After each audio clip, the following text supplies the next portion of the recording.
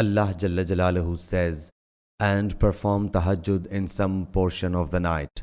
This is especially for you in addition. Surah Bani Israel, verse 79.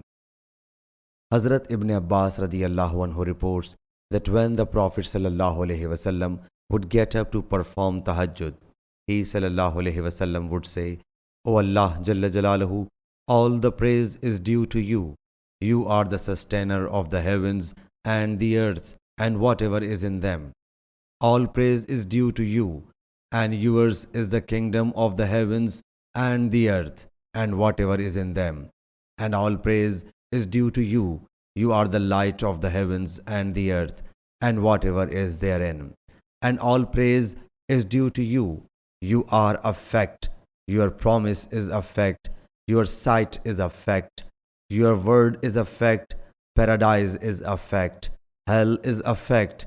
All the prophets are a fact. Muhammad sallallahu alaihi wasallam is a fact. And the day of resurrection is a fact. O Allah Jalla Jalaluhu, I submitted myself to you. In you I believed. In you I put my faith. To you I turned.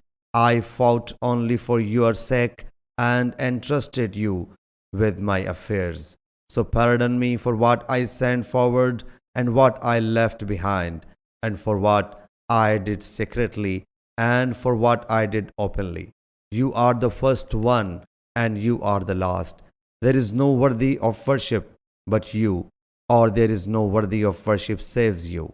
Sufyan said that Abdullah Karim Abu Umayyah added, there is no power and no might but with Allah Jalla Jalaluhu. Sufyan Sulaiman bin Abu Muslim Taus Hazrat Ibn Abbas radiyallahu anhu reported the same from the Prophet sallallahu alaihi wasallam.